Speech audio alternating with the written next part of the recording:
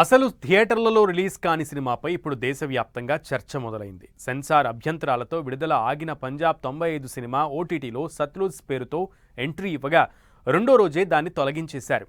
కేంద్రం ఇచ్చిన ఆదేశాలే ఇందుకు కారణమంటున్నారు. ఇంతకీ అసలు ఈ సినిమాలో అంతగా అభ్యంతరకర సన్నివేశాలు ఏమున్నాయి? జనం చూస్తే వచ్చే అంతటి ప్రమాదకర విషయాలు ఏమున్నాయి?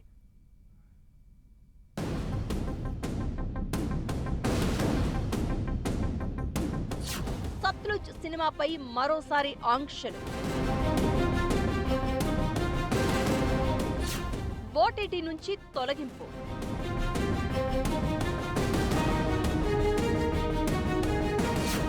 దేశ వ్యతిరేక శక్తులు దుర్వినియోగం చేస్తాయనే కేంద్రం తాజా నిర్ణయం. ఇంతకీ సత్లుజ్లో ఏముంది? పంజాబీ నటుడు దిల్జిత్ దోసాంజ్ ప్రధాన పాత్రలో నటించిన సత్లుజ్ చిత్రాన్ని G5 ఓటీటీ వేదిక నుంచి తొలగించారు. సినిమాలోని కొన్ని సన్నివేశాలను భారత్ వ్యతిరేక శక్తులు దుర్వినియోగం చేసే అవకాశం ఉందన్న ఆందోళనతోనే ఈ నిర్ణయం తీసుకున్నట్లు కేంద్ర ప్రభుత్వ వర్గాలు వెల్లడించాయి. దీనికి ముందు ఈ సినిమా పంజాబ్ 95 పేరుతో రూపొందింది. థియేటర్లలో విడుదలకు అనుమతి రాకపోవడంతో రీసెంట్ గా అంటే జూలై 5ని సత్లుజ్ పేరుతో డైరెక్ట్ గా ఓటీటీలో రిలీజ్ చేశారు. అయితే విడుదలైన మరుసటి రోజే చిత్రాన్ని తొలగించాల్సి వచ్చింది.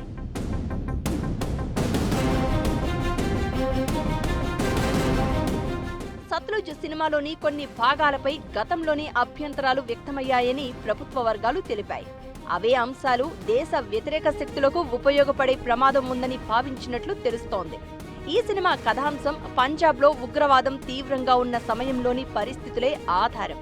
అప్పట్లో పంజాబ్లో మిలిటరీ మోహరించగా ఎన్కౌంటర్లు, మానవ హక్కుల ఉల్లంఘనలు జరిగినట్లు ఆరోపణలు ఉన్నాయి.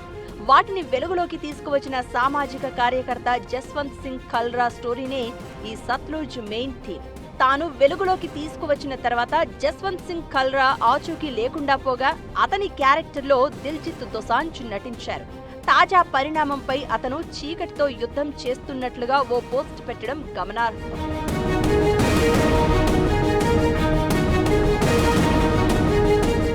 మరోవైపు ఈ సినిమాని తమ వేదికపై తొలగించినట్లు G5 ప్రకటిస్తూ చట్టపరంగా అనుమతులు రాగానే తిరిగి ప్రసారం చేస్తామని చెప్పింది. మరోవైపు యూనిట్ కూడా సినిమాపై ఆంక్షలను తొలగించేందుకు వీలైనన్ని ప్రయత్నాలు చేస్తామంది. ఓటీటీ వేదికలపై సినిమాలకు సెన్సార్షిప్ సర్టిఫికేషన్ అవసరం లేకపోవడంతో సినిమా రిలీజ్ కాగా ఇప్పుడు అది కూడా తొలగించడంపై విమర్శలు వస్తున్నాయి. Aam Aadmi party MP Malvinder Singh Kang, Congress MLA Sukhpal Khaira ఈ నిర్ణయాన్ని తప్పుపట్టారు. మరోవైపు సినిమాని ఆల్రెడీ ఇప్పటికే డౌన్లోడ్ చేసిన వారు దాన్ని షేర్ చేస్తున్నట్లు తెలుస్తోంది. సత్లుజ్ చిత్రం 2022లో central board of film certification కి వెళ్లింది.